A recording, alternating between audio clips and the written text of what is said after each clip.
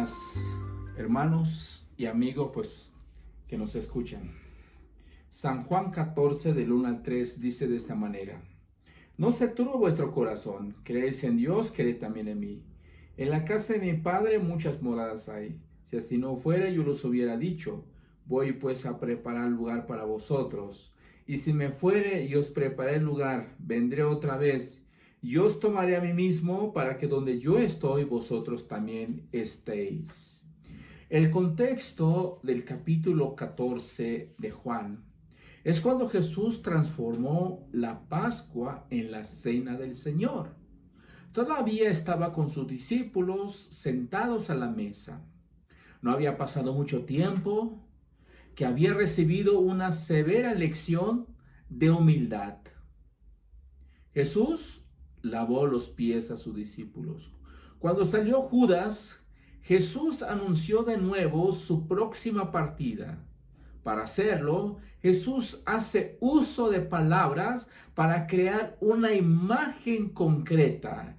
En Juan 13:33 dice: Me buscaréis, pero como dije a los judíos, así os digo a vosotros, a donde yo voy, vosotros no podéis ir. Esto lo dijo a Pedro. Después Jesús anunció la negación de Pedro. No se turbe vuestro corazón, creed en Dios, creed también en mí. Las primeras palabras de Jesús en su discurso lleva el verbo imperativo. Jesús les da una recomendación a sus discípulos. Jesús les da una orden a sus discípulos: dejad de estar atribulados. Jesús no se está dirigiendo a un grupo de despreocupados para convencerles de que no empiezan a preocuparse. Pedro está afligido ante el anuncio de que Jesús dijo respecto de que va a negar a su maestro. Y seguro que esa predicción también afectó a los demás discípulos. Los discípulos estaban haciendo algo que no deberían hacer. Entonces Jesús les dice que deben dejar de hacerlo.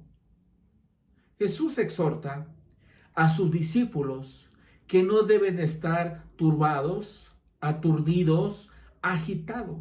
Jesús amablemente corrige a sus discípulos, pero con firmeza le dice que esta no es la actitud correcta. Tiene que dejar de turbarse.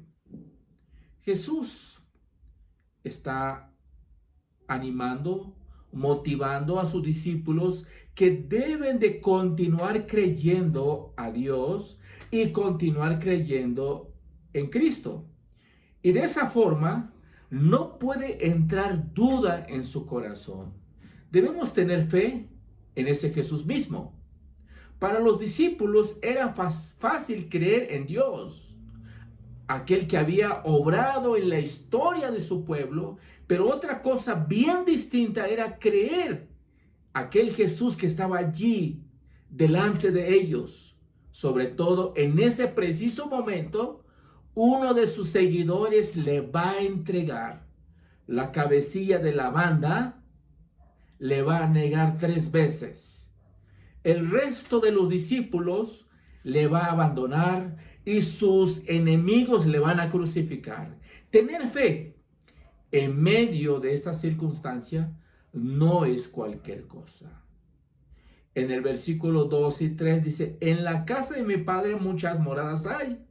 Vendré otra vez, si así no fuera, yo los hubiera dicho. Voy pues a preparar lugar para vosotros. Y si me fuere y os preparé el lugar, vendré otra vez y os tomaré a mí mismo, para que donde yo estoy, vosotros también estéis.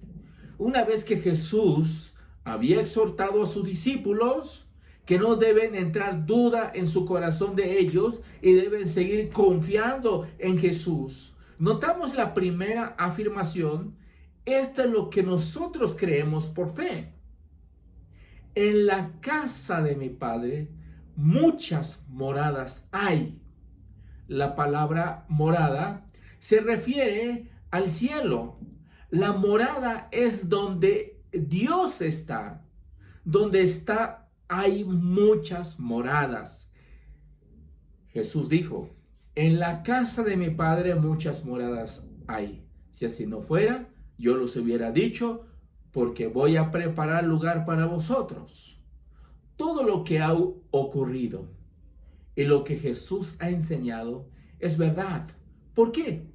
Porque ahora Jesús va a prepararles lugar para ellos. Y no solamente para ellos, sino para nosotros.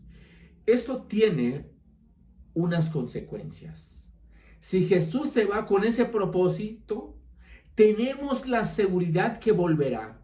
No debemos olvidar que Jesús está hablando de su segunda venida.